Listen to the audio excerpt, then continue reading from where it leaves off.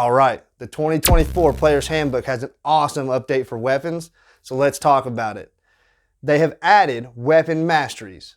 Now, before this, if you're anything like me, I would rather gouge my own eyeballs out than play a fighter who the only thing they ever do on their turn is attack, attack, maybe you action surge and attack some more.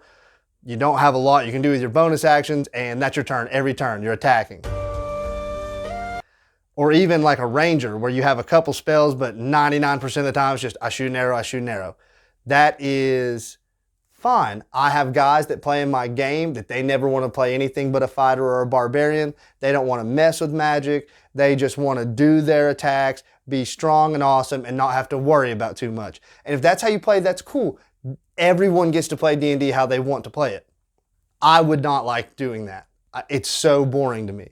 But that being said, weapon masteries that they've added to the weapons for the 2024 version of the Player's Handbook are going to make being a weapon user way more interesting to where I might even enjoy it. Firstly, you don't just get to use weapon masteries. Having proficiency with a weapon is not enough. So if you're a wizard and you got proficiency with a quarterstaff or a dagger, you're not out there doing these bad A weapon maneuvers. You have to have either a class feature or a feat that gives you access to weapon masteries. The first new weapon mastery is Cleave. What Cleave does is it lets you deal weapon damage to another target within 5 feet of the original target of your attack. It's the exact same as the Battle Master's sweeping attack. You just don't have to use a superiority die to do it. The next weapon mastery is called Graze. What Graze does is even if you miss an attack, you still do your ability modifier and damage. This is really similar to something that video games do a lot. I know XCOM. I think it's like a weapon modification that lets, even if you miss an attack, it does so many damage. There are several games out there that have this kind of thing, and I think it is a super neat thing to add to D&D. We all remember 4th edition. We don't want D&D to be a video game. But there are ideas from video games that can be fun in a TTRPG, and I think this is one of them. The next weapon mastery is called Nick. What it does is it lets you use 2-weapon fighting without having to use your bonus action for your offhand attack. It's just a part of your attack action, which I think is super cool. It's definitely pretty strong because you're just getting another extra attack. You're proficient with the weapon. If you have the 2-weapon fighting style, you're doing your ability modifier. So it's basically like an extra bonus attack, which is mathematically over the course of a campaign, very strong. And it leaves your bonus action open for other things. The next weapon mastery is called Push. It lets you push a creature of size category large or smaller up to 10 feet away from you.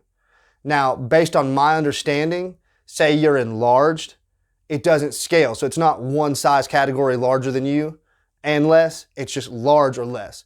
I would rather it be that it's one size category larger than you or less. Because your weapon enlarges with you, then it's doing an extra 1d4 damage because it's a larger weapon. So I think that this weapon mastery should also scale up. The next weapon mastery is called Sap, and it gives the target of your attack disadvantage on its next attack. Aww. I think this is a super useful ability. I think it's going to be way stronger maybe than they intended it, because advantage, disadvantage, the fact that you're rolling 2 numbers and there's up to an 18 number gap, 19 number gap that you could roll. I feel like advantage, disadvantage is almost always better than just like a plus something or minus something. So Sap, I think, is going to end up being really powerful if used in the right way. The next weapon mastery is called Slow. It's not as strong as the spell Slow, but it's still pretty neat. It decreases the target's speed by 10 feet, which if you're trying to escape or you're trying to keep up with somebody, this can really change the course of a battle or a chase more than anything. The next weapon mastery is called Topple. You force the target of your attack to make a con save or be knocked prone. A lot of people underestimate how useful knocking someone prone is because they're like, well, they can just use half their movement to stand up. But if you have multiple attacks or you have allies with you and you topple somebody on your first attack, every subsequent attack until they get to stand up is at advantage. Everybody talks about how powerful Silvery Barbs is. Yes, you have the disadvantage component, but part of what makes it so powerful is you get to give an advantage. Topple can give advantage to several attacks. So this is also going to be pretty strong. The last weapon mastery is called Vex. It gives you advantage on your next attack. Now you have to look at the wording carefully because like there's a lot of spells that you cast it and it gives you advantage on your next weapon attack. So it's the next time you use your weapon. With Vex, you have to land an attack with a weapon that has the Vex mastery. Then the next time you attack with that weapon, you have advantage. So you have to land the attack first. A lot of these, it's just, on that attack, you target it, the effect happens.